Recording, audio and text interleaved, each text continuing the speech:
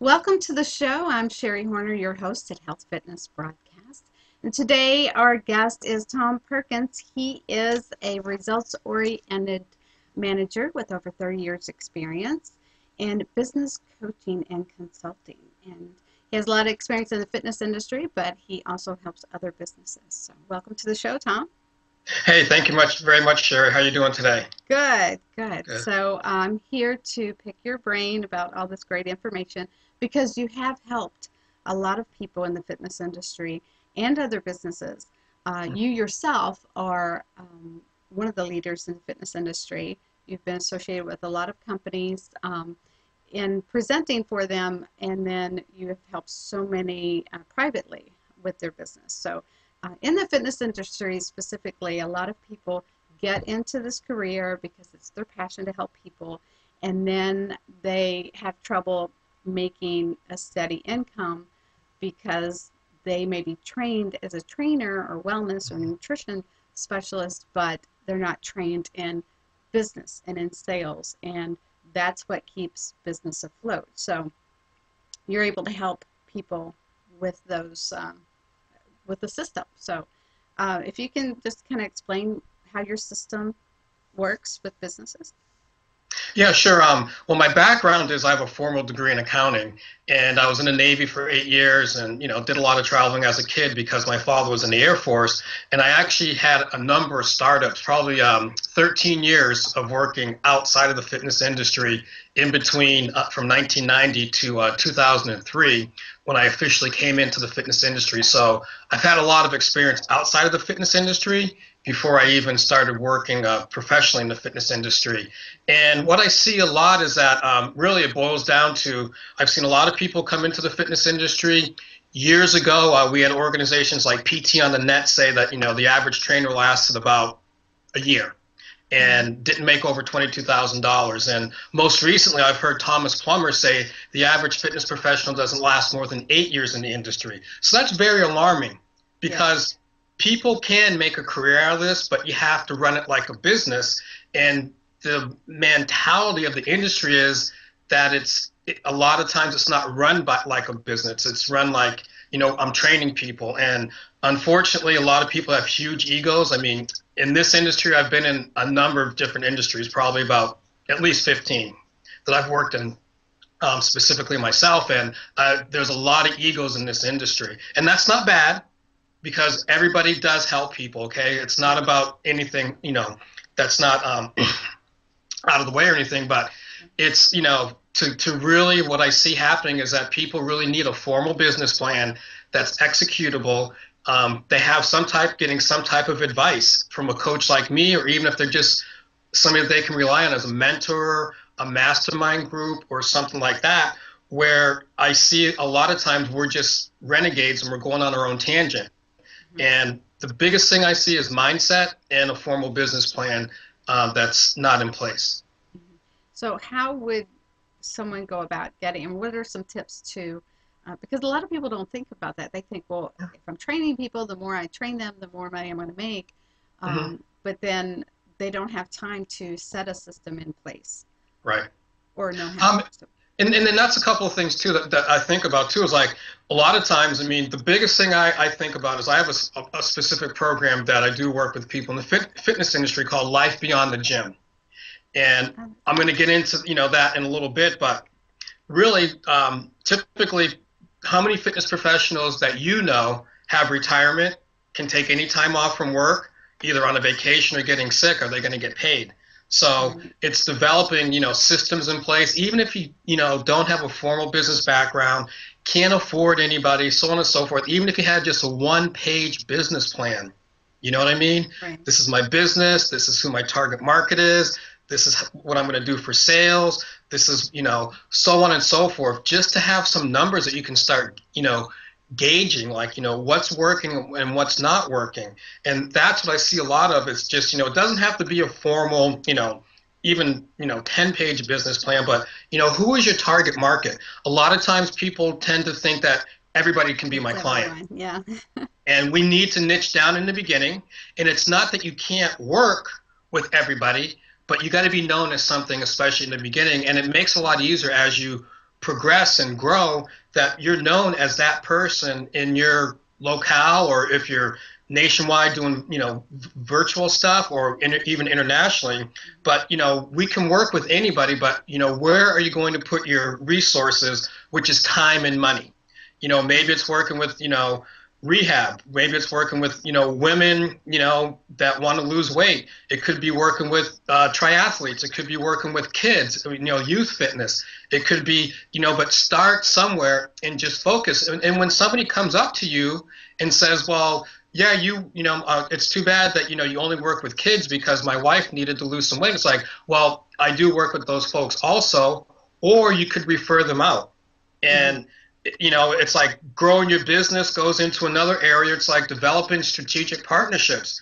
Get into some type of groups in the community, and I also see people typically developing partnerships with chiropractors and massage therapists. And unfortunately, they're just as screwed up as we are in a lot of ways from a marketing point of view. Maybe not the chiropractors, and I don't say this in a negative way, but branch out, Where are your clients? If you're working with business people, go to the chamber. Maybe you go to a dry cleaner. Maybe you go to the companies that are dealing with your target market and try to develop a relationship with them where they're referring people to you, and you could possibly refer people to them. So that's a couple of things I can think of right off the top of my head. Good tips.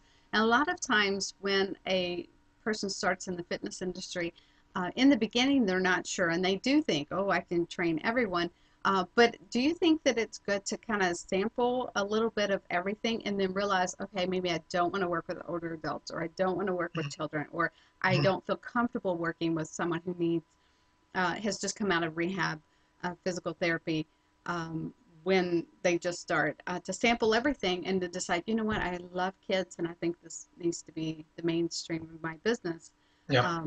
But in the beginning, also, when you talked about sales, in the beginning, everyone wants to help everyone, and they're willing to take on any client, and then even at a discount. So then that's how they fall into the, downhill spiral with the finances.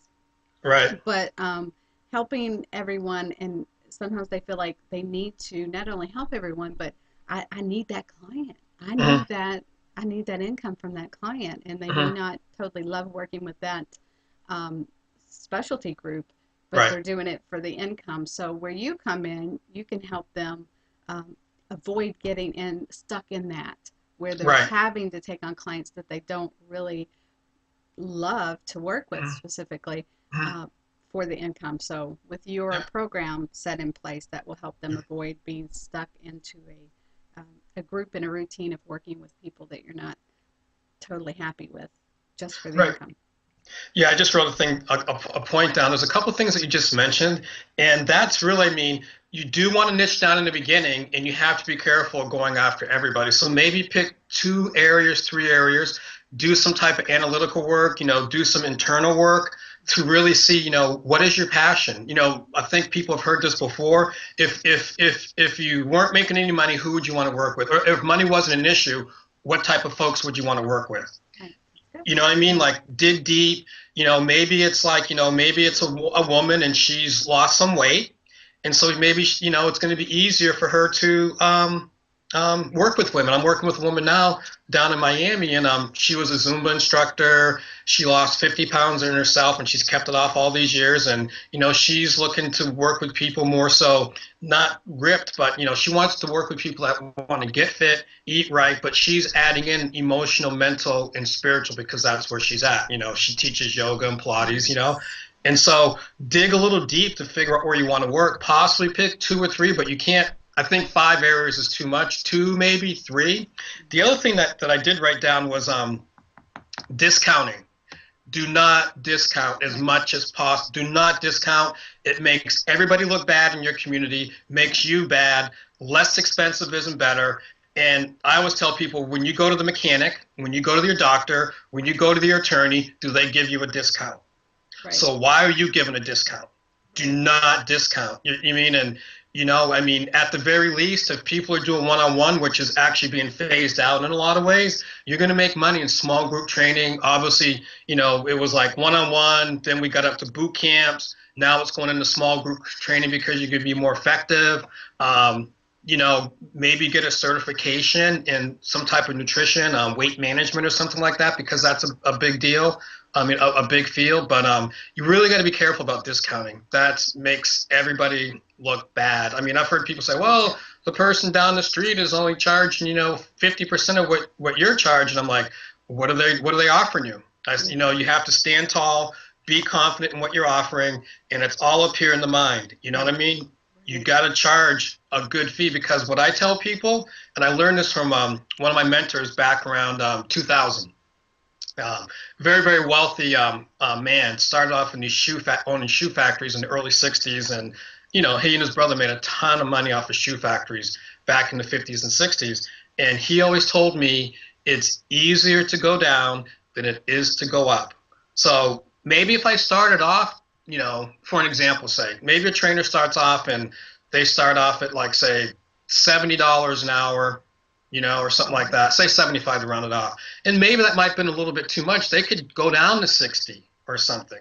But if they start at 50 and are trying to get up to 60 or whatever it is, then it's going to be a little bit harder. Even if they're starting off at 40 to go to 60, it's going to be a lot harder to go up than it is to go down. It's harder to raise your rates after you have the client for a while, too. Yep. And they say, well, why do I have to pay you more now than when I've been right. in? Yeah, I mean, and typically that's the thing too, where people get confused. I mean, if you start somebody off at a rate, then it's going to cause issues if you raise the rates on them. It's best to just raise the rates on new people coming in, right, as you get your book full. Okay, like that. I mean, the other thing is, like, there's a set fee. For an example, for a trainer, as an example, they could say their fee is $75 an hour, and when somebody says, well, I can't afford that, I'll say, well, what were you thinking of paying? I mean, and if you need the money, if they say, well, I was going to pay, 60, $50 a session or $200 a month, maybe you cut the sessions down from 3 to 2 sessions a week, or, you don't do certain things with them, so have things that you can take away. Your fee is $75 an hour as an example, but it doesn't mean in some instances you can offer partial scholarships, but you don't want to getting out in the community that you're giving guy. that you're giving the services away. Right. Yeah. Right. So I want to ask you, rapid results in your business. That's what you're famous for, is getting those companies rapid results in their business. What are some more tips that you can give? Because you have been a presenter at many of the fitness conferences across the country for many of the educational businesses in the fitness industry. What are some more tips that you can give from the business end of a training or wellness or any type of business, actually? Yeah, I mean, well, it's really honing down. I mean, a lot of it's just developing a schedule. Sometimes it's like, actually the biggest thing, consistency. Yes. Yeah, consistency, just in a general way to start first, consistent. Even if you can only market a half an hour a day, do it a half an hour a day. If it's only 2 calls a day, do it 2 calls a day. Another thing is with consistency is follow-up. A lot of people don't follow up, okay? And follow-up is a big thing. I've had clients start with me 3-4 years later, and I ask them, what made you decide now? They tell me I never gave up on them. Okay? Good. Answering questions. A lot of times people think, well, they're not paying me, I'm not going to ask them a question. Be the resource. End up being the person that people come to. I mean, you don't have to give away hours and hours and hours of time, but if somebody sends you an email, answer the email back. I mean, I see a lot of, and I guess it's generations. I was reading something the other day, and it went baby boomers, Generation Y and X. Now they're calling people 18 to 32 millenniums or something like that. And it's all confusing to me because people are just people. But what I see a lot of is because of all the social media and everything like that, that people just feel like, common courtesy, manners have gone out the door. Right. Okay. And I mean, learn to communicate with people. Well, let me ask you this on the note of the follow-up. Yeah. What do you think the fear of the follow-up comes from? People that don't follow up. Do you think it's just forgetfulness, just putting things off, or the fear of being rejected as far Yeah. as the follow-up I call? think it's just because they don't think it's important enough to call that person back. That a lot of people I've worked with thousands of people. Personally, I've had access to probably about at one time 350,000 people, and it keeps on growing all over the world because of the groups I work with, if not more. And what I see a lot of is just it's instant gratification. Well, I don't know them, they're not paying me. I mean, look at how you and I met. Yeah. I mean, and I'll tell that story. I mean, it was through LinkedIn, and it was your birthday, and I get these things every day in my little thing that, wish these people a happy birthday, and I wished you a happy birthday. And then that's how we started talking, and then now we've been working together Yeah. for a while. Do you know what I mean? So it's just those things like that that people don't think are important, but it's relationship building Right. that I see going out the door. And the follow-up is that it's just like, well, in my opinion, I always answer everybody back no matter what. Even if I think it's like, this is never going to, I could say, this is never going to work out. And it's more so for me, at least, when I see from people that actually really work on relationship marketing, is that it fosters relationships. Because, I mean, every person that they say each person at a minimum knows 200 people. More people might know 1,000, or they might have a list with 5,000, but you don't know that. So maybe you might not be a good candidate for me, but you have access to 200 people or 1,000 people. So it behooves, and I don't say, not being transparent, but or from being like trying to be sneaky or anything, but you never know what's going to happen. It's usually the second tier down and the third tier down where you can really, meet a lot of people. So it's not necessarily that person, you could see somebody in a wheelchair and you're like, well, I can't train them, but you don't know who they know. Right. Yes. Good tip. Good point. Now, before you mentioned some inner work as far as mindset and how you see where you're going, can you talk about that a little bit, how you work with your clients on that? Yeah, well, it's actually one of the programs I do have also. It's called the Essential Fitness Business Success Blueprint, and it's 16 different modules. And the first one is Success Psychology and Wealth Creation. And I mean, I've done a lot of I've been into personal development since about 1990 probably. 91 heavily, even before then a little bit, but especially since 1990, 91.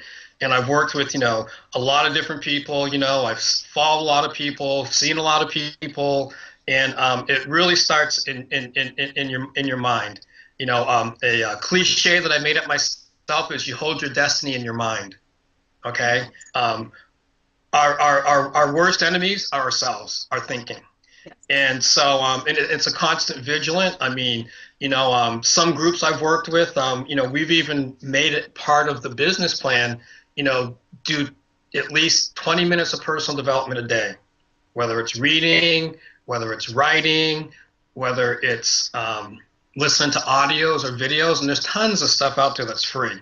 Okay. You've got Kindle, you've got YouTube, and the mind is where it all starts, because we're getting, beat up a lot, people, and especially in this type of industry where it is, even though, and that's a good point, even though people say that they don't want to do sales, it doesn't matter if you're in a gym or you're working for yourself, you're going to have to do sales. Mm-hmm. And you are selling, actually, when people are passionate about what they do, whether it's massage therapy, personal training, and you talk about it and you get excited about it, you're selling people on it when you're just discussing it in a casual way, either in the gym or at a barbecue or with friends or someone, at the bus stop, and you're talking about it and they see your passion come out. You're selling them on it and don't realize it. But I think people get a little scared when it's come to asking for the money. Right. I mean, and that's mindset that we need to work on. I mean, I work with people doing a thing called the peace process, just finding out where the fear is. I learned from my main mentor, one person. He just did this for Tony Robbins a couple of months ago at an event in where he actually, Tony Robbins brought him on stage and let him do it to the whole crowd. So this is where a lot of the business is going to, is dealing with mindset. And with the peace process, it's really, we're told, like, if we have some uncomfortableness about something, maybe raising our rates, asking, going to do a speech, we're taught to stuff our feelings. And with the peace process, what it is I have you go into and say, how does it feel like? Where is it at? Has it moved? And we work through that to get to a point that you feel comfortable in making a decision from a peaceful position, instead of having to make a decision under stress. And it feels forced. Yeah. Yes. Yeah. And I've taken you through it a couple times, if I can say that, and I mean, even, within 5 or 10 minutes, one issue I worked with you said it's gone, that I'm okay with it. Yeah, I'm okay with asking for money, and I sent you that bill for $250,000. Did you like it? Yeah, right. Yeah, I wish, huh? But and the whole thing about mindset is just really, it can work in all areas: business, relationships, whatever it is, your personal life. Another thing that I was just listening to somebody, because of some work that I'm doing, and I'm always constantly working on myself, and she said, her name's Christy Marie Shelton, and she does a couple of things. Love and above. The love and above is that if typically people resonate their energy at like around 70% or 70 or 100, where to enter to your energy needs to be at least 500 for you to have abundance come in. So it's really working on your energy. And she has another one called Unlimited Abundance, which is 24 areas she helps you go through and, get rid of all this stuff: fear of rejection, fear of success, fear of, family stuff, and all this stuff like that. But what she says, go ahead. What she says is that the way that we learned before we were 7 years old. Right. That's true. And so unfortunately, it's like doing a lot of work around that, you know what I mean? And that's what really, scares people, I think, or intimidates them, is because, to actually look at ourselves and say that we're infallible, that we're not perfect, and things like that. So it really, means a lot when, people take the time and can dig deep. And if they can actually just do a little bit at a time, they're going to find out that they feel a lot better about themselves. They're going to be able to deal with issues that have been holding them back, and they're going to have huge breakthroughs in their life. And that's what you help them do. Now, speaking of gifts, you have a gift for everyone.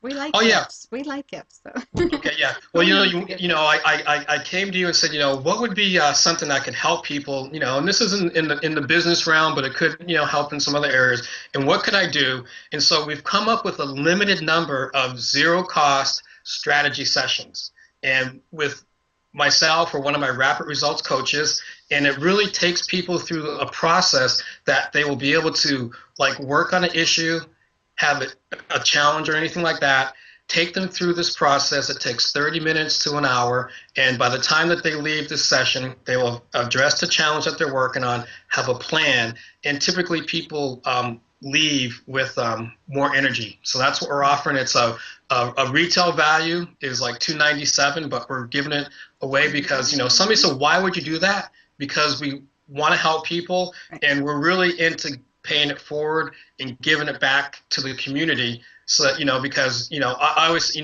can't keep it unless you give it away. And that's what I was taught also. Right. And this can be for anyone in the world, because it's over the phone, the majority of the sessions. So anyone can take advantage of this. And Tom's information will be in the description box. So you can contact him for that free gift. Thank you for offering that to everyone. And thank you for the information today. And again, you can contact Tom. And if you like the information in this video, please pass it along, share the video, and subscribe to the channel. Thank you. Thanks again, Tom, for all your information. Appreciate your time. Thank you very much. All right. See you later. To go. Bye.